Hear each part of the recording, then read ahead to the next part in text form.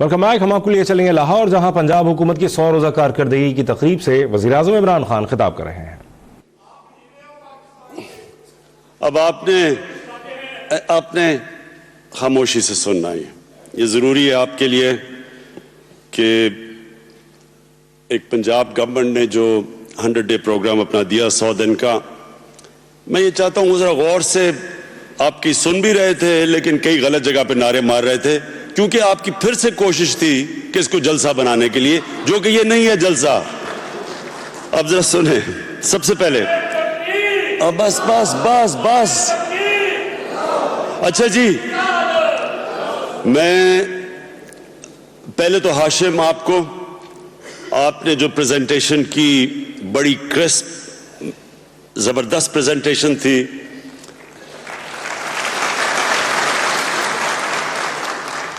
ہمیں پتہ ہے کہ لوگ کہتے ہیں جی آپ پرانی حکومت کی باتیں کرتے رہتے ہیں.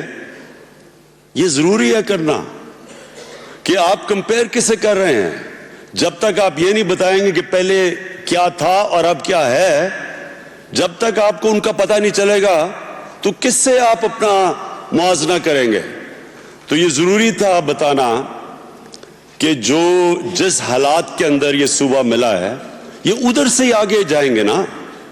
بلڈ تو ادھر سے ہوگا جدھر سے ان کو ملا. تو وہ بڑا اچھا آپ کی پریزنٹیشن تھی کہ تقریباً 1200 ارب روپے کا ایک صوبہ خسارہ کر بیٹھا تھا، اور پروویڈنٹ فنڈ 100 ارب کا پروویڈنٹ فنڈ، یعنی کہ بیچارے جو ہمارے مزدور ہیں ان کا جو فنڈ تھا وہ بھی ہضم کر بیٹھی تھی 100 ارب کا. لیکن جو سب سے پہلے آپ نے جو بات کی، جو آپ نے آخر میں بات کی کہ جو پیسہ تھا جنوبی پنجاب کا وہ بھی خرچ کر دیا گیا اور جگہوں پہ، اور جنوبی پنجاب کا شیئر نہیں ملا، وہ بڑا امپورٹنٹ ہے. اچھا ایک منٹ، سب نے میرے سے آپ نے وعدہ کرنا ہے کہ یہ ایک جلسہ نہیں ہے. یہ جلسہ نہیں ہے. مجھے پتا ہے ہمارا دل کر رہا ہے جلسہ کرنے کو، میرا بھی دل کر رہا ہے. یہ جلسہ نہیں ہے. ذرا غور سے سنیں ذرا آپ میری بات. دیکھیں، ہماری زندگی کے اندر، میری زندگی میں ایسٹ پاکستان گیا. ایسٹ پاکستان وہ جگہ تھی جدھر سارا، یعنی ایک یونینمس ووٹ تھی پاکستان کی 1947 میں. اور وہ جو کہ پاکستان کے لیے ترستے تھے. اور مجھے یاد ہے کہ میں جب ایک ایگزیبیشن میچ کھیلنے گیا ہندوستان کے خلاف ڈھاکہ میں، تو وہ مجھے کبھی نہیں بھولتا کہ وہ تب تک بنگلہ دیش بن چکا تھا، تقریباً 18 سال سے بنگلہ دیش تھا، اور وہ بڑا غصہ بھی تھا پاکستان کے خلاف، ویسٹ پاکستان کے خلاف. تو جب میں وہاں ہندوستان کے خلاف 1989 میں ایک میچ کھیلا جو ہم نے جیتا ان سے، تو آپ یقین کریں کہ مجھے ایسے لگا کہ میں نے لاہور میں میچ جیتا ہے. سارا کا سارا اسٹیڈیم، ڈھاکہ میں اسٹیڈیم پاکستان زندہ باد کے نعرے مار رہا تھا. اور سارے راستے میں اسٹیڈیم سے جو ہماری بس گئی ہوٹل تک، راستے میں لوگ سڑکوں پہ کھڑے تالیاں بجا رہے تھے. تو وہ ہمارے سے کیوں الگ ہوئے، یہ سمجھنے کی بات ہے کہ دیکھیں، ایک وجہ ہوتی ہے کہ سارے لوگ ایک قوم کا حصہ بننا چاہتے ہیں. اور وہ جو سب سے بڑی وجہ جس کی وجہ سے ایک عام انسان، ایک خطہ ایک قوم کا حصہ بنتا ہے، وہ ایک لفظ ہے: انصاف. لوگ جب ایک معاشرہ ان کو انصاف دیتا ہے، وہ اس معاشرے کا حصہ بننا چاہتے ہیں. کیونکہ انصاف کس کو چاہیے ہوتا ہے؟ کمزور انسان کو. کمزور کو انصاف اس لیے چاہیے، نہیں تو طاقتور اس سے جو مرضی کر سکے، ظلم کر سکے. اور پھر خطہ بھی، مثلا ایک خطہ بھی ایک ملک کا حصہ بنتا ہے اس لیے کہ ان کو وہاں انصاف ملتا ہے. تو جب انصاف نہیں ملتا، وہ سب سے بڑی وجہ ہوتی ہے انتشار کی، اور علیحدہ ہوتا ہے ایک ملک سے علیحدگی کے لیے لوگ کیمپین چلاتے ہیں. تو ایسٹ پاکستان کے لوگوں نے کہا ہمیں انصاف نہیں مل رہا، بار بار کہتے رہے کہ ہمیں انصاف نہیں مل رہا، نہیں سنا گیا، اور آہستہ آہستہ وہ موومنٹ پہلے انصاف پہ شروع ہوئی، حقوق کی بات ہوئی، پھر آخر میں علیحدگی کی بات ہو گئی۔ تو ہم نے اسے سیکھنا ہے، ایک قوم یا ایک انسان یا ایک ادارہ آگے ہی بڑھتا ہے جب اپنی غلطیوں سے سیکھتا ہے، نہیں تو وہ غلطیاں دہراتے رہتے ہیں اور وہی مسٹیکس بعد میں اور نقصان پہنچاتی ہیں۔ تو یہ جو ہاشم آپ نے سٹیٹسٹکس دیں کہ جو پیسہ پچھلے 7 سال میں 250 ارب، غالباً آپ نے کہا کہ 250 ارب روپیہ جنوبی پنجاب کا وہاں خرچ نہیں ہوا، تو اس کا مطلب کہ ایک احساس محرومی پیدا ہو گئی اور یہ بڑھتی جانی تھی۔ اسی طرح بلوچستان کے لوگوں میں احساس محرومی پیدا ہوئی، اس کی وجہ سے وہاں انتشار ہوا، اور یہی وجہ ہے کہ اس ملک کو کمزور کرنے میں یہ جو ناانصافی ہے اس کو پھر فائدہ اٹھاتے ہیں ملک کے مخالف، اور پھر ملک میں انتشار پیدا ہوتا ہے۔ تو یہ جو ہم نے آج پریزنٹیشن دیکھی، پنجاب گورنمنٹ نے ایک فیصلہ کیا ہے کہ منصفانہ تقسیم ہوگی پنجاب کے بجٹ کی علاقوں کے اندر، شہروں کے اندر۔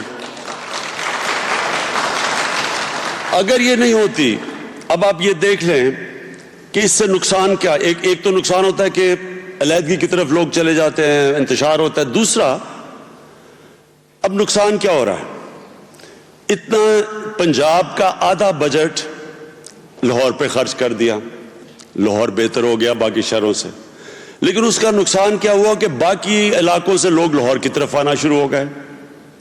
اب لاہور کے اندر وہ مسئلے مسائل آ رہے ہیں جو آگے لاہور کے لوگوں کی زندگی خطرے میں ڈال رہی ہے۔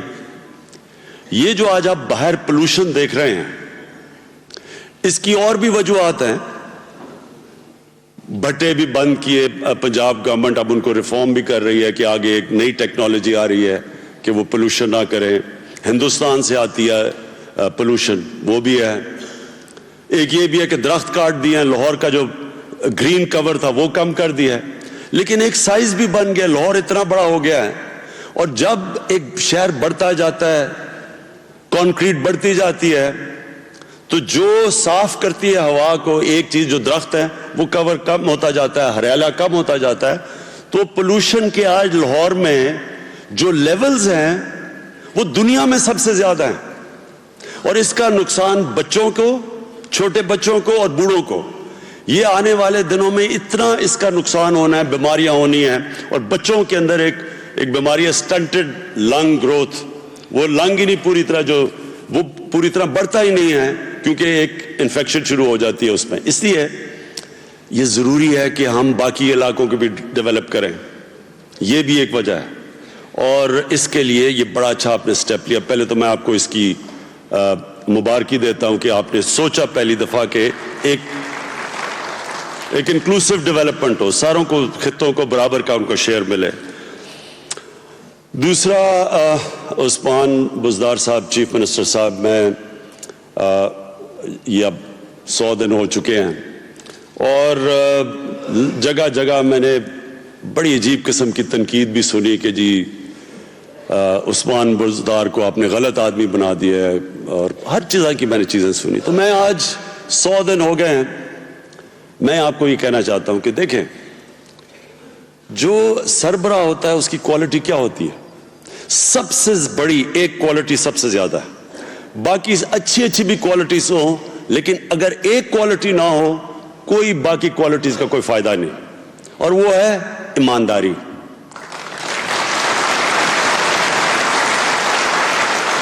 میں نے ابھی تک، اور میں سی ایم صاحب آپ کو اس چیز کی مبارکی دیتا ہوں، کسی نے مجھے آج تک یہ نہیں کہا ان 100 دنوں میں کہ جناب چیف منسٹر صاحب کوئی کمیشن لے رہے ہیں، کوئی پیسہ بنا رہا ہے، کوئی فیکٹری بنا رہا ہے، کوئی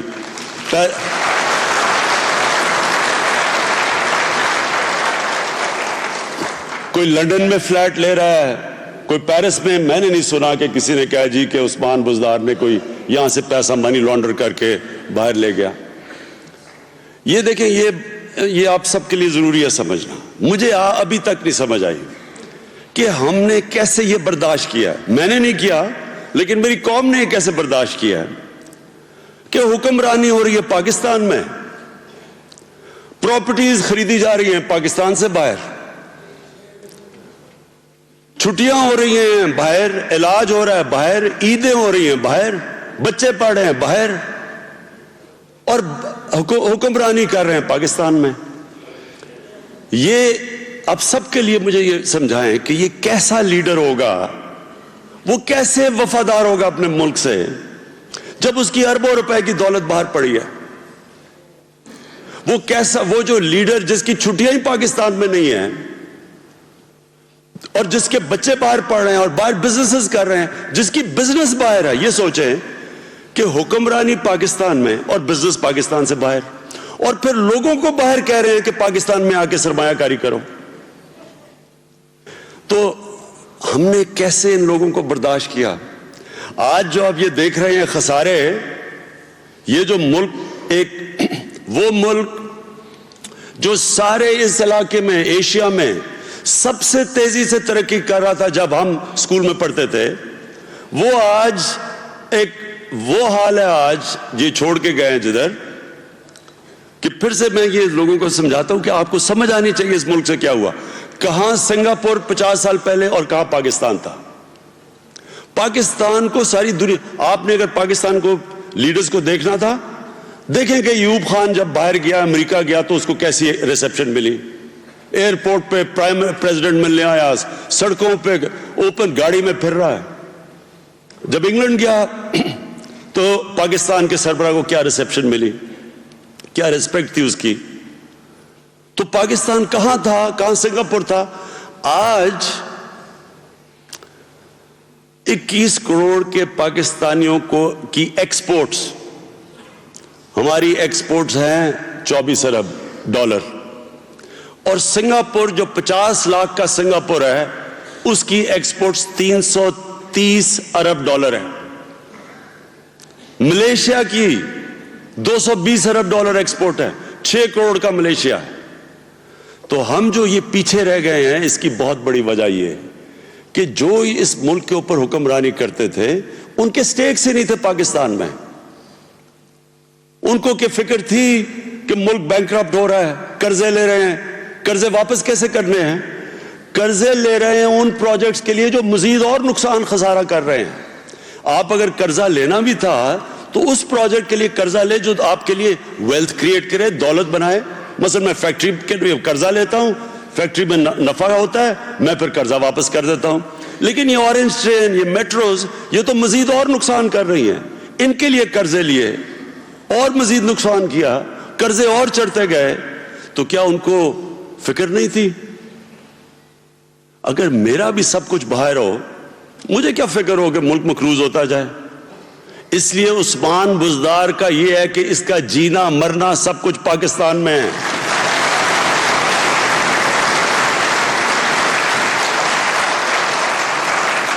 اب میں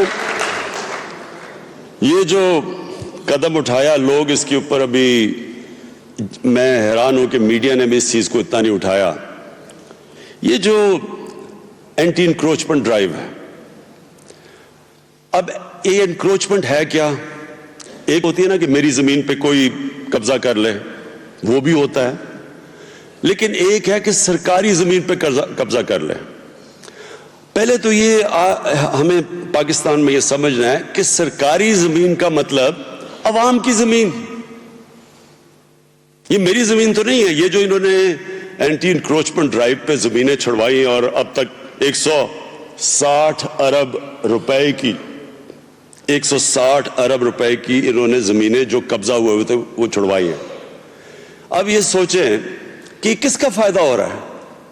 یہ عوام کا فائدہ ہو رہا ہے. یہ عوام کی دولت ہے, عوام کی زمینیں جو چھڑوائی جا رہی ہیں.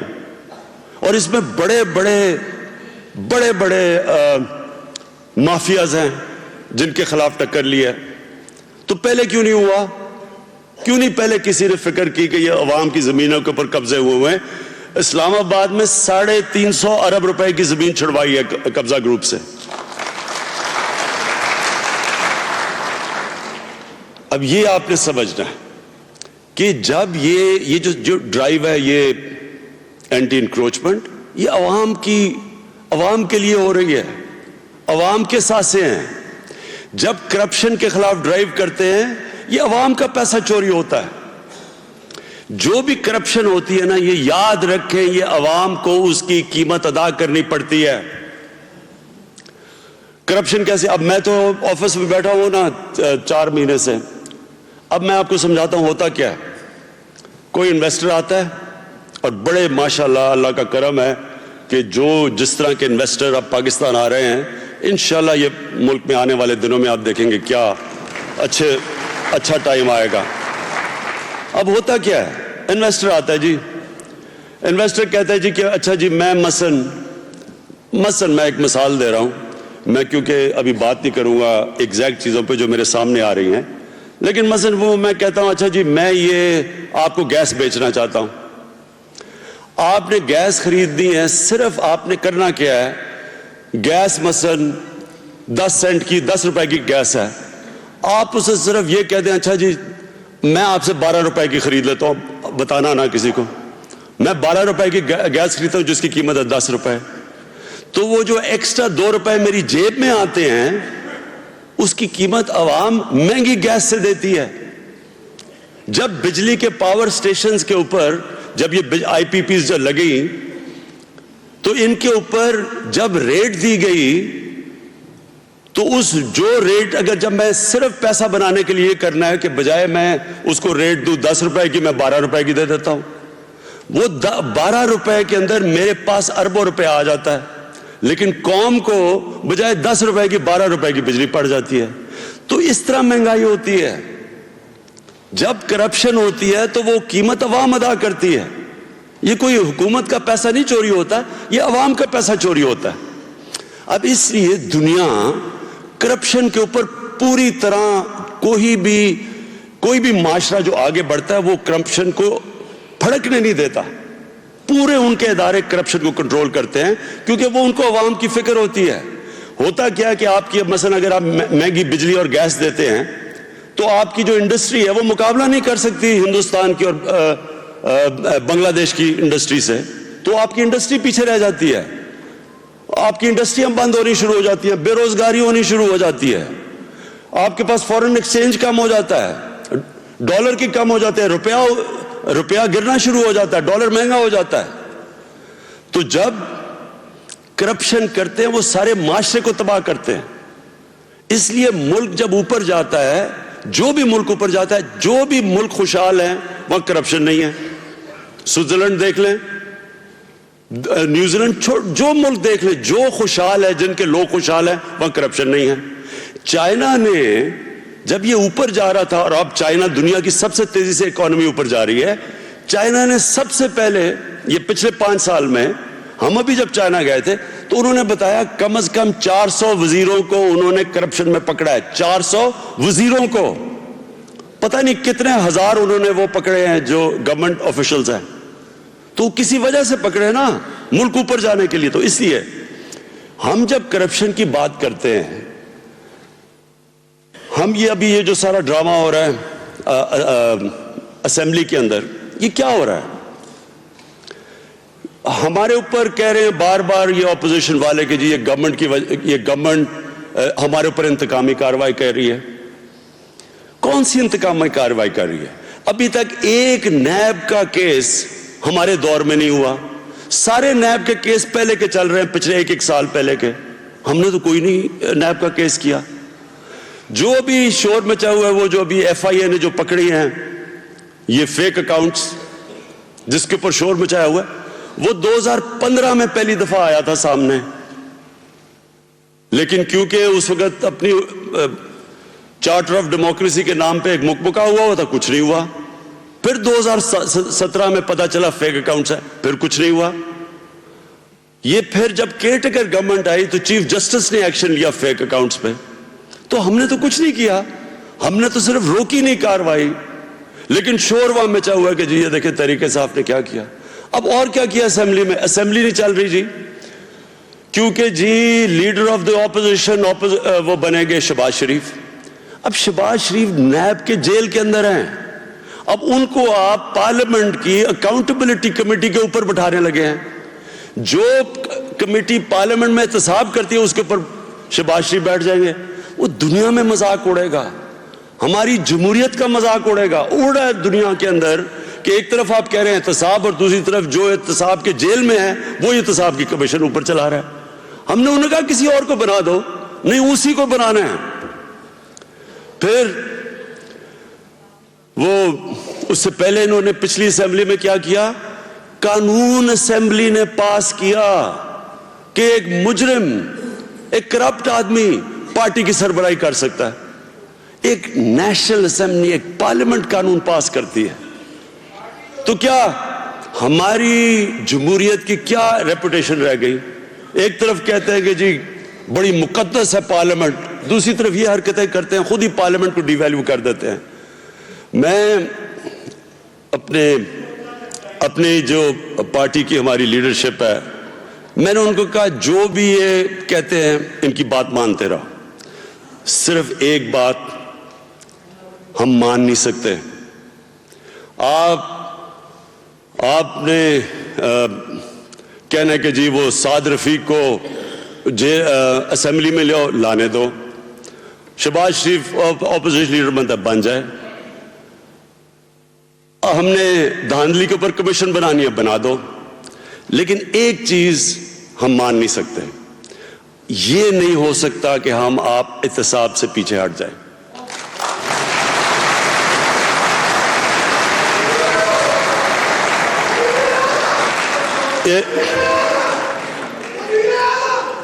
اس لیے کہ یہ اس ملک کی سالمیت کے لیے, اس کے فیوچر کے لیے, ہماری آنے والی نسلوں کے لیے, جب تک ہم نے اس ملک میں کرپشن کو ہاتھ نہ ڈالا, کرپٹ لوگوں کو ہم نے جیلوں میں نہ ڈالا, اس ملک کا مستقبل خطرے میں.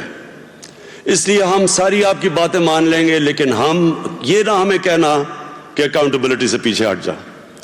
میں نے 22 سال پہلے سیاستی میں آیا تھا کرپشن کے خلاف, اور اگر آج یہ کہتے ہیں کہ جی جمہوریت بچانے کے لیے مفاہمت کر لیں, جی اچھا ماحول کر دیں اسمبلی میں. پہلے آپ گورنمنٹ کو استعمال کرتے ہیں پیسہ بنانے کے لیے, پھر اسمبلی کو استعمال کرتے ہیں وہ کرپشن کا پیسہ بچانے کے لیے. یہ نہیں ہوگا. یہ میں آج آپ کو کہہ رہا ہوں کہ ہم جتنا بھی جو بھی ہو جائے, یہ ہماری آخری چیز. اچھا جی, اب میں صرف 3-4 موٹی چیزیں بات کرنا چاہتا ہوں جو کہ جو ہمارا آگے کا ڈائریکشن ہے. سب سے پہلے ہم نے جو سول پروسیجر کوڈ جو ہم نے اس کا قانون لے کے آئے ہیں وہ ابھی کر رہے ہیں, اس کی لیجسلیشن بن گئی ہے. اب جیسی ماحول, ابھی تک تو اسٹینڈنگ کمیٹیز ہی نہیں تھی, اب آئی ہیں, تو ہم نے سب سے پہلے قانون جو پاس کرنا ہے وہ یہ کہ سول پروسیجر کوڈ کا مطلب کہ 1 سال کے اندر سارے سول کیسز کا ہم نے فیصلہ کروانا ہے.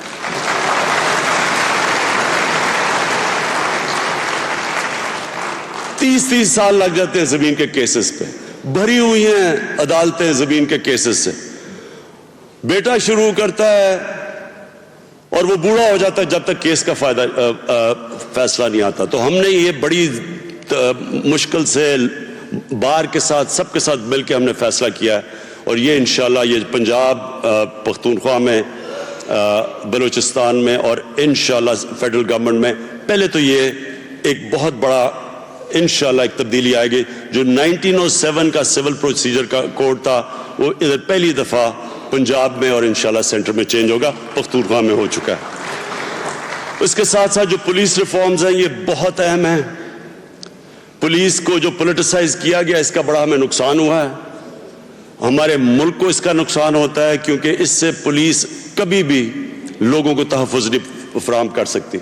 تو یہ جو ڈی پولیٹیسائزیشن اور پروفیشنلزم پولیس کی ہے یہ بڑا ایک مشکل کام ہے, خاص طور پر پنجاب میں, کیونکہ پولیٹیسائزیشن ہوئی ہے پولیس کی. اس کے اوپر ہم نے اب پورا زور لگانا ہے پولیس کو ایک ایسا ادارہ بنانے کے لیے پنجاب کے اندر جس کی عوام رسپیکٹ کرے اور عوام میں اعتماد ہو. تو انشاءاللہ اس پہ میں نے آئی جی صاحب نے مجھے اس کے اوپر ڈیٹیل دی ہوئی ہے کہ وہ جس طرح کی ریفارمز کر رہے ہیں. یہ میں آپ کو پھر سے کہتا ہوں, یہ سب سے ضروری ہے. مانیٹرنگ کریں. چیف منسٹر آپ کے جو کمپلینٹ سیل کے اندر پولیس کے لیے سیپریٹ بنائے کہ کوئی پولیس کمپلینٹس ہو آپ کے پاس آئیں, آئی جی صاحب کو دے تاکہ ان کو حل کرے, تاکہ ایک چیک ہو پولیس کے اوپر. اس کے علاوہ جو ہماری ایگریکلچر ریفارمز ہیں یہ بڑی ضروری ہیں. پنجاب کے اندر میں صرف آپ کو یہ بتا دوں کہ اس کے اوپر ایک نئی سوچ آ رہی ہے, اور سوچ وہ یہ ہے کہ کسان زیادہ پیسہ بنا سکتا ہے. ہوتا کیا ہے کہ ہم کرتے ہیں کہ کسان کو ہم مثلا گنے کی 180 دے دیتے ہیں, مثلا گنے کا, یا گندم کی جو بھی 1300 دے دیتے ہیں. ہوتا کیا ہے کہ انٹرنیشنل مارکیٹ میں وہ قیمت نہیں ہوتی, اس کی وجہ سے وہ گورنمنٹ سپورٹ پرائس بھی دیتی ہے لیکن کسان کو وہ قیمت نہیں ملتی.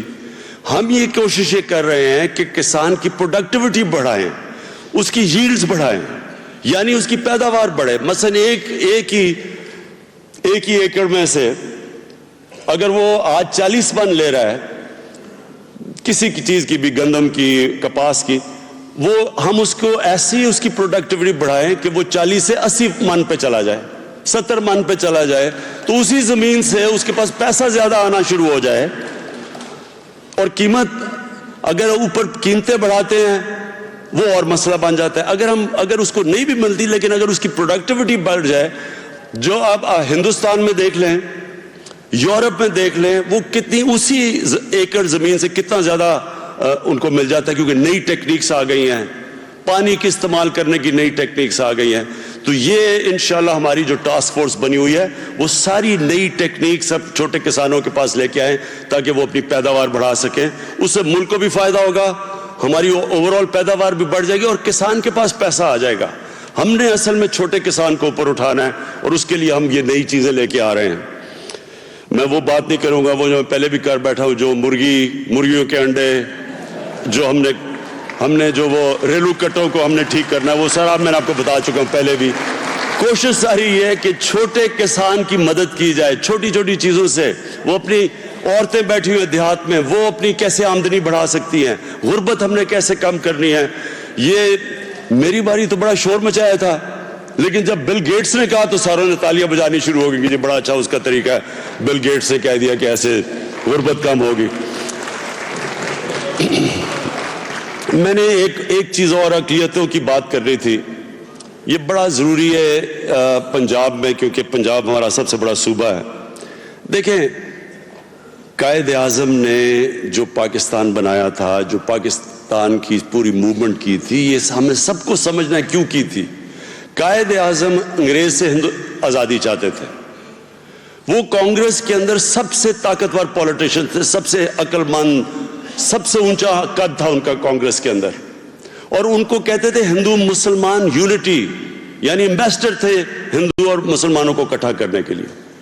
کسی وجہ سے قائد اعظم علیحدہ ہوئے, اور وہ وجہ یہ تھی کہ ان کو آہستہ آہستہ احساس ہوا کہ جو کانگریس ہندوستان مانگ رہی ہے اس میں مسلمانوں کو برابر کا شہری نہیں سمجھا جائے گا.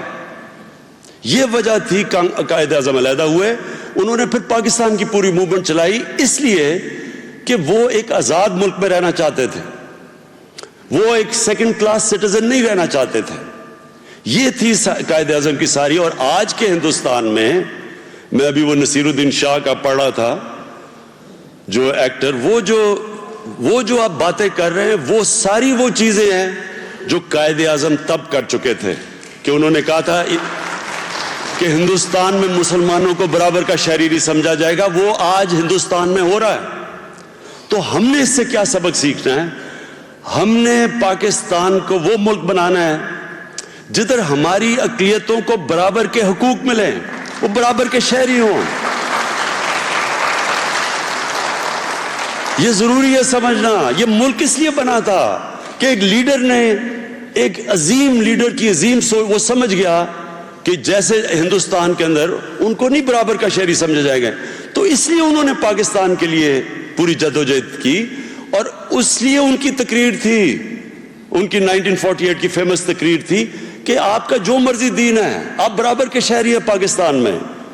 اور اس سے پہلے جو ہمارے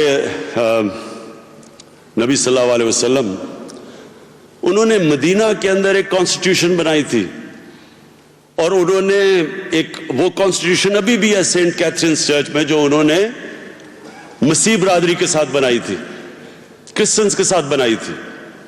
وہ ابھی بھی اویلیبل ہے کہ انہوں نے کہا تھا قیامت تک، یہ سن لیں ذرا، قیامت تک مسلمان پروٹیکٹ کریں گے عیسائیوں کے سارے ان کے گرجے، ان کے عبادت گاہ، ان کے حقوق، سب وہ ابھی تک ہے کانسٹیٹیوشن. تو ہم یہ یاد رکھیں کہ جو قائد اعظم کہہ رہے تھے وہ نبی صلی اللہ علیہ وسلم کی بات کر رہے تھے، اور ہم نے پاکستان میں یہ ثابت کرنا ہے کہ ہم نے اپنے جو بھی مائنورٹیز ہیں، جو بھی اقلیتیں ہیں، ہم نے ان کو برابر کے شہری بنانا ہے. اور یہ سب سے زیادہ ہم نے خاص طور پہ نریندر مودی کے ہندوستان کو بتانا ہے کہ ہم اپنی اقلیتوں کو کیسے رکھتے ہیں اور آپ اپنی اقلیتیں کیسے رکھتے ہیں.